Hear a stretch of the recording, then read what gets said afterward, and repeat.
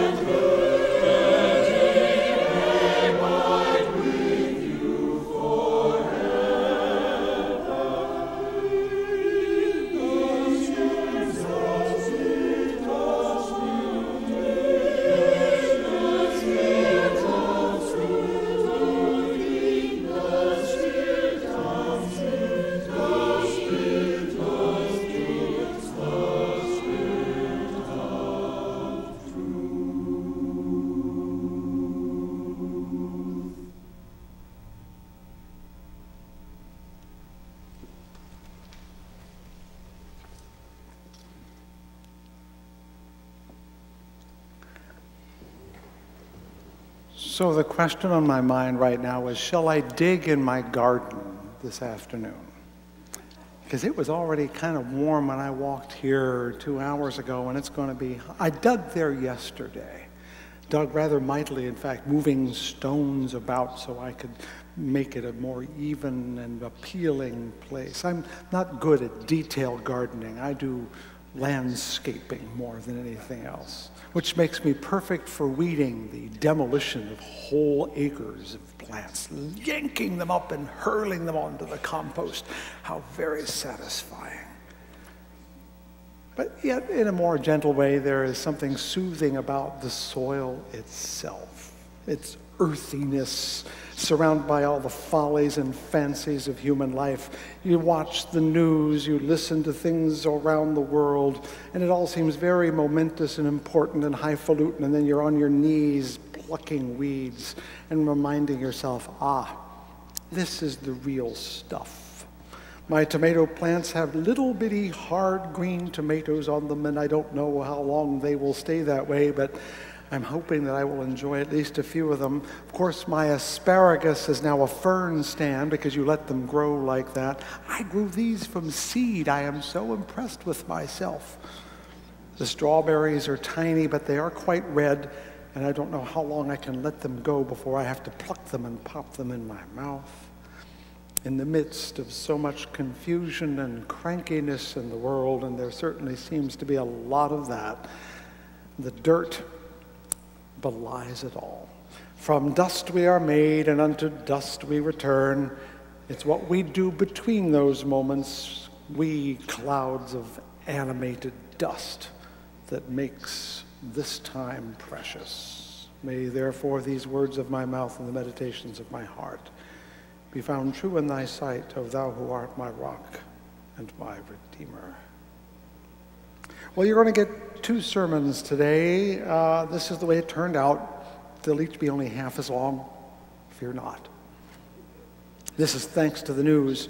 To back up, my title chosen some weeks ago is an oblique reference to a book I had to learn something of in college. It was called Gradus ad Parnassum, Steps Up Parnassus. It was actually a music theory textbook by Johann Fuchs, teaching people how to write music like you just heard by Thomas Tallis. Species 1, counterpoint. Species 2, 3, and 4.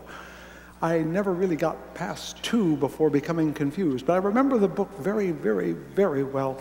And I remember the name, Gradus ad Parnassum, steps up the Mount Parnassus in Greece, from which wise people could stand and behold the world and take it all in.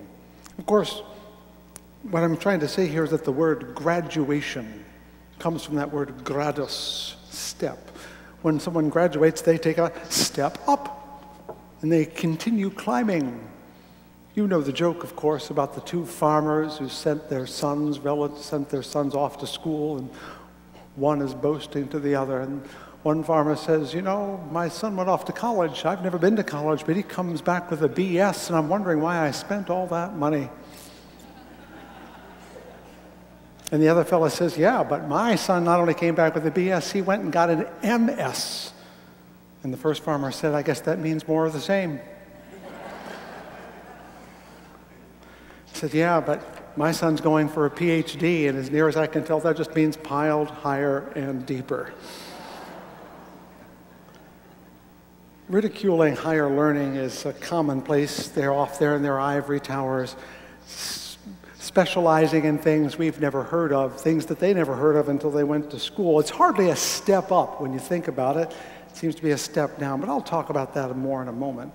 But I want to consider this idea of steps, the academic step up to the mountain to become wise and learned. But then there's the other step by step, the song from the International Workers of the World, the Wobblies. It's in our hymn book, by the way. Step by step, the longest march can be won.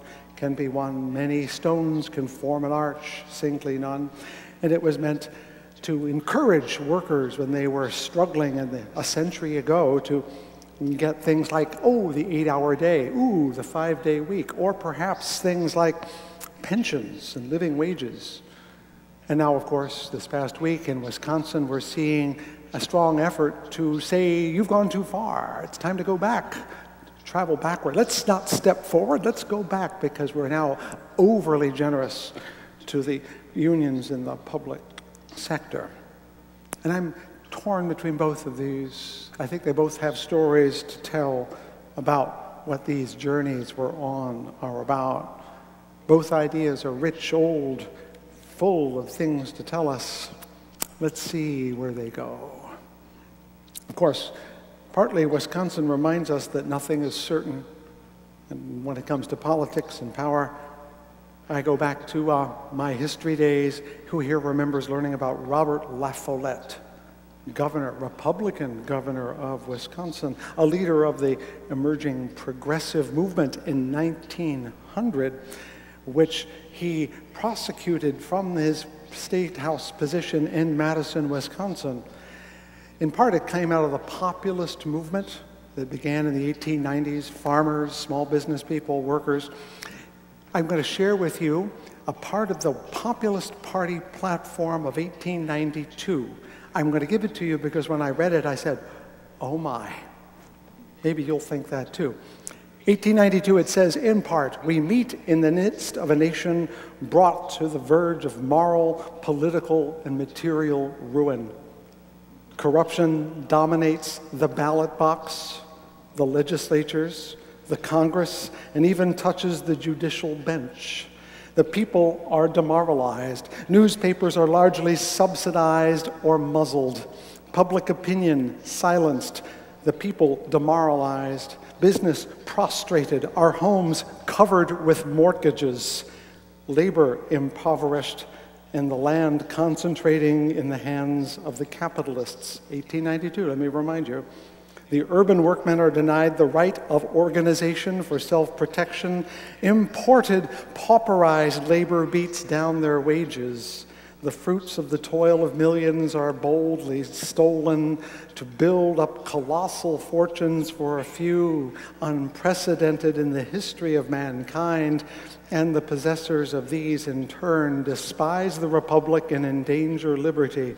From the same prolific womb of governmental injustice, we breed the two great classes, tramps and millionaires. 1892. The Wisconsin Plan that emerged out of this platform and others included the very idea of recall elections. It also sponsored the 16th, Amendment to the United States Constitution, which gave us the horrid income tax. Half a century later, another Wisconsinite, Joseph McCarthy, another Republican, would take another course through history. So when we are fretful about Wisconsin, let's remember we've been there before, and we will be there again. And this is something that time and learning teaches us. This is what history teaches us. When it comes to public employees, apparently, voters do not sympathize with their fellow workers, the teachers, the firefighters, even if they are, in fact, more like teachers and firefighters than they are like bankers. Voters and workers are not marching step by step as once happened. They are not moving together one by one. They have decided to part company. And if you wish to know why, well, come up to me afterward, and I'll explain how Karl Marx would say this happened, because he actually turns out to be quite right in this particular case. But, of course, just down the hill from this Wisconsin state capitol is the University of Wisconsin, where certainly a week or so ago they were rounding up more graduates at all those graduations. And as I said, graduation means stepping upward, and of course, that means people are getting all those degrees.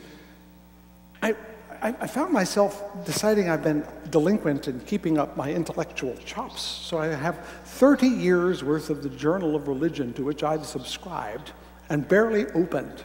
I said, this is an embarrassment. I should read these things. It comes from the University of Chicago, my alma mater. I should really read this stuff, and I have.